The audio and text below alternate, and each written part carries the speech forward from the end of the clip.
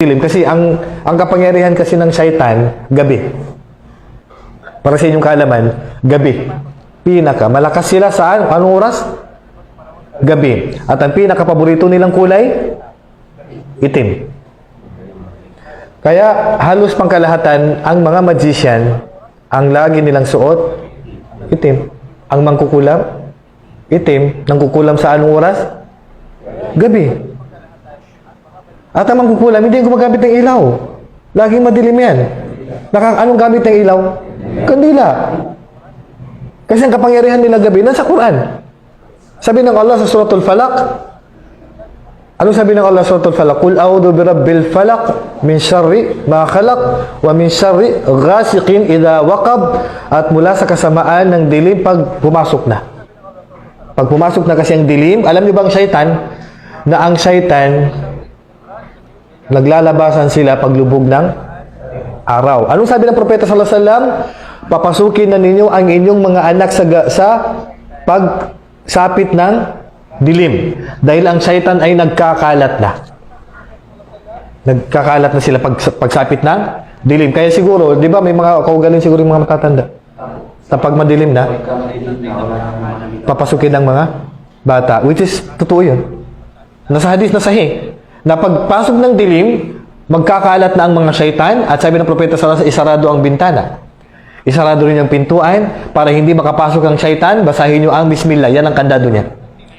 Kaya pag isasarado yung bintana, Bismillah. Isarado yung pintuan, Bismillah. Isarado yung mga inuman, Bismillah. Kahit anong ilagay mo sa inuman, halimbawa itong inuman, siyempre hindi mo matatakpan yan. Kasi ang mga kawal ng syaitan na mga hayop, mga insekto, mga nagdadala ng sakit, anong mga hayop yun? Anong mga... Ha? Mga langaw, ano pa? Ipis, mga daga, mga butiki. Nagdadala ng sakit yan. Kaya sabi ng Propeta sallallahu alaihi wasallam, pagtatakpan niyo yung pagkain, takpan niyo kahit anong may takip mo. Kahit anong itakip mo. Anong may takip? Hindi naman, minsan, walang pang takip, di ba? So, ang gagamitin natin, stick. Bakit sino yung nagme-music dyan? Okay, kahit lang stick lang or panulat, itakip mo, sabihin mo lang ang Bismillah, hindi yan sa iinuman ng butiki ng daga. Kasi ang paningin niya, nakatakip yun. Naintindihan? So takpan mo, Bismillah. Kasi mayroong gabi, sabi ng Propeta sallallahu alaihi wasallam, sa loob ng isang taon, o araw, o oras na bababa ang sakit sa mga pagkain natin. At hindi natin alam kailan yon. Kaya panatilihin natin na sa tuwing hindi natin kakainin ang pagkain, huwag mong kalimutan, takpan at basahin ang Bismillah.